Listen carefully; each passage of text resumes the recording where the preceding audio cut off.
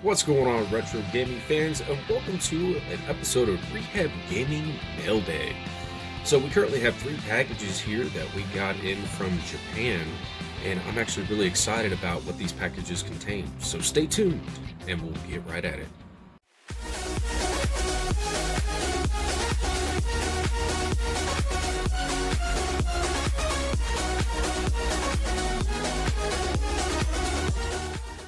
So this is actually going to be our first Mail Day episode, and these episodes are going to basically serve as little teasers about what projects that are going to be coming up on this channel.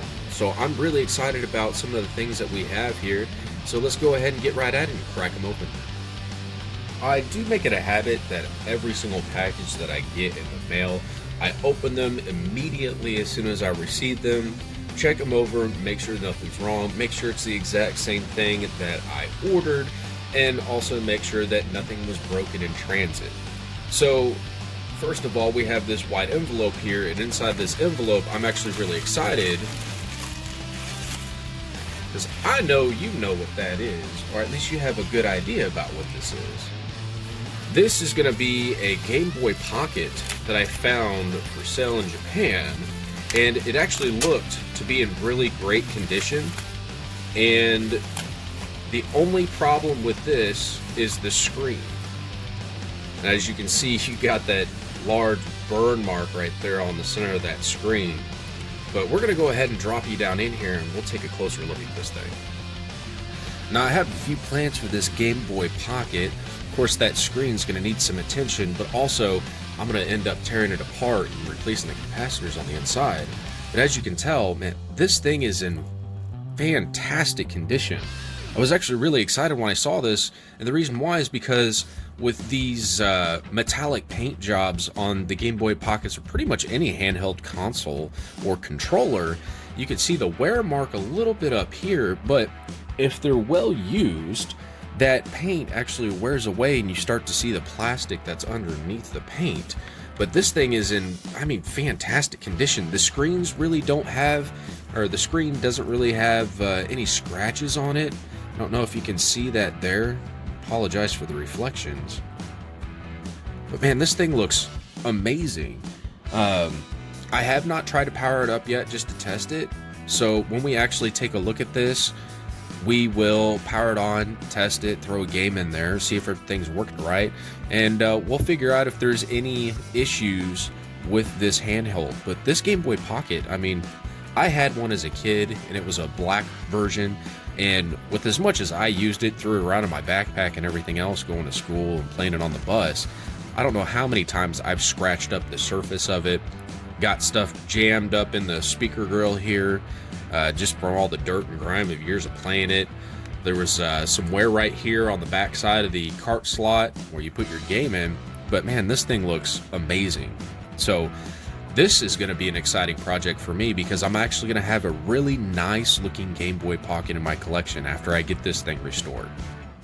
So I'm actually going to go ahead and set this thing aside. Ooh, those buttons feel really crisp. This thing almost feels brand new. But we'll go ahead and set it aside, and we'll take a look at package number 2 that we got in the mail. So here is package number 2, and I'm actually really excited about this one too. I know it's going to sound like I'm ridiculously excited about everything, but this is something that I haven't ever had in my collection. I have had different versions and different colored versions, but I've never had this exact one, and I always thought that this thing was cool, especially with this version. So let's go ahead and crack this box open, and it looks like I missed some tape over here. There we go. Go ahead and crack this thing open. It's actually really well packed. So packing paper, and there she is. I've never personally had a gold N64 controller. And also, when I saw this on the listing, I got ecstatic because this thing is really good shape.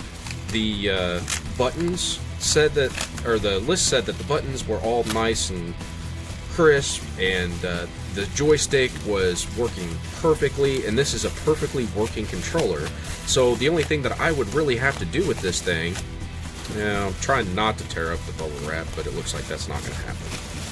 But it looks like the only thing that we'll really have to do with this thing is give it a little cleanup, and it's used. You can tell there's a little bit of scuffing on the side over here, right there. Not too big of a deal.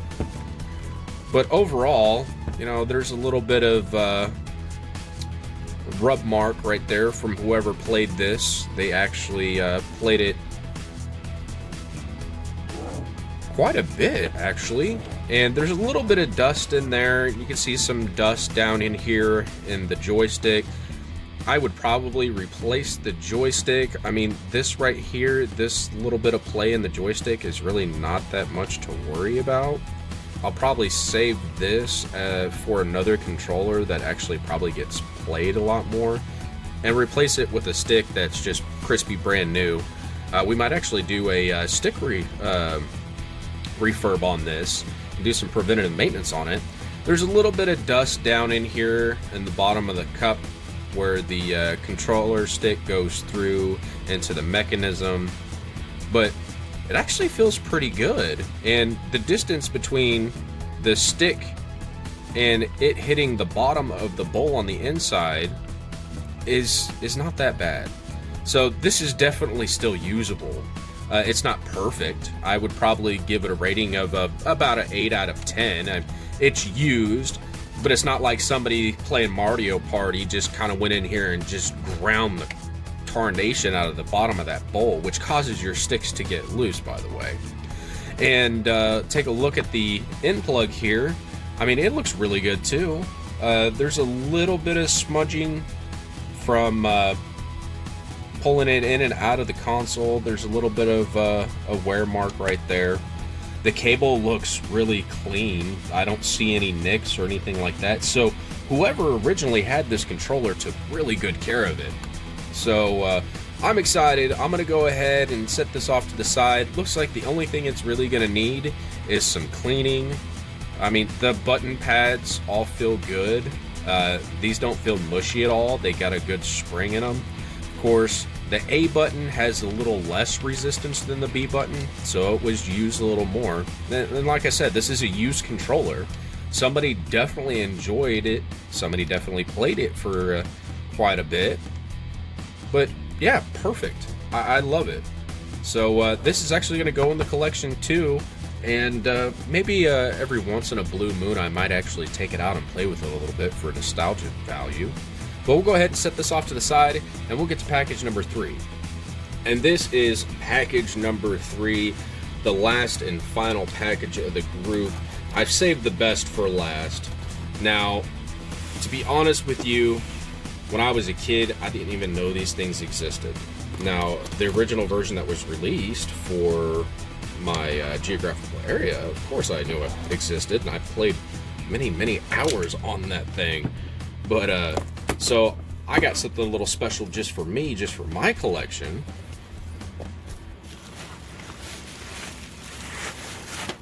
It's a Super Famicom. So let's get it out of the box and get it unwrapped and take a closer look. So this is another one of those items that were extremely well packed. I mean, this bubble wrap, there's like 3 or 4 layers of bubble wrap on this thing, plus they had packing paper in there.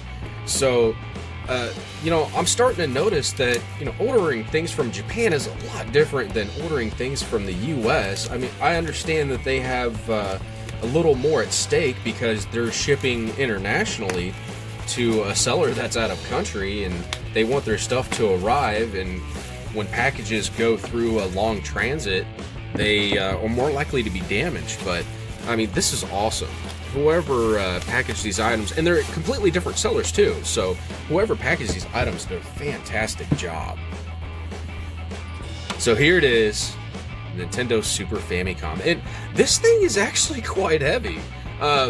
I don't remember the Super Nintendo's consoles being this heavy, but this is also a little more compact. It's got your multi-out on the back with some RF, and then your DC jack in.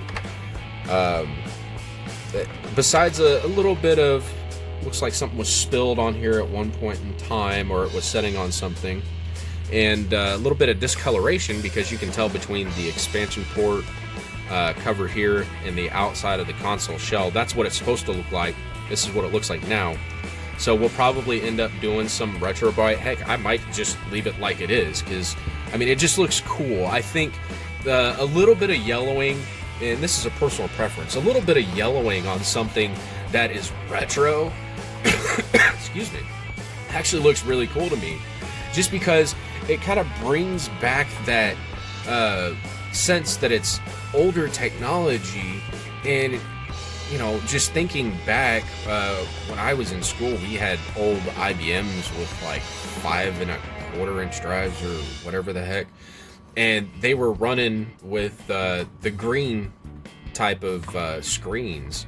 And I don't know what it is about those systems. When I see them now, I just get a huge smack of nostalgia, and just this discoloration, the yellowing just seems kind of cool to me, just as a historical aspect. I know if it gets really bad, it does bug me. If this thing was like totally brown and it looked like somebody soaked it in tobacco juice or something like that, it would bother me. But just a little bit of discoloration like this, I personally think it gives it character. So we'll go ahead and just take a quick little look at it. That power switch feels fantastic. Look down in here, the eject mechanism's working fine. Look down in that cart slot, there's a little bit of oxidation on the outside of that cart slot there. Doesn't look like it's really rushed per se. That's actually migrating throughout the system, just a little bit of minor oxidation. Reset button feels great. I mean, this thing cosmetically got a couple of scratches. There's one down here. A little bit of gunk here and there. There's a wear mark right there on the corner of this console. But I mean, this thing looks amazing. The only other way that it would look any better is if all of the plastic was still the original color. And other than that, besides functionality, I think this was a great addition to the collection. So this is one of those things that I'm going to be probably doing a little bit of cleanup and restore on. Like I said, I probably won't be doing a retro bright on this, just because I like the aesthetics. It gives it character. So we'll see if this system has any issues. We'll see if it does power on and it functions properly like it should. The only thing she'll need is just a little bit of cleanup and put up and hooked up to the TV. And of course, get these little mar scrapes and scratches and whatnot all buffed out. Magic Eraser will work really well for doing that, and it's a little tacky, so I really don't know what that is. But overall, I'm extremely happy with what came in the mail, and I'm pretty sure that some of you would be really excited to see some of these things if you've never seen them before, especially with the Super Famicom. You've never seen the inside of a Super Famicom. I'm definitely excited because I haven't personally ever seen the inside of a Super Famicom, and this is going to be one heck of a journey for me. So we'll go ahead and put all this up. And that concludes our mail day video.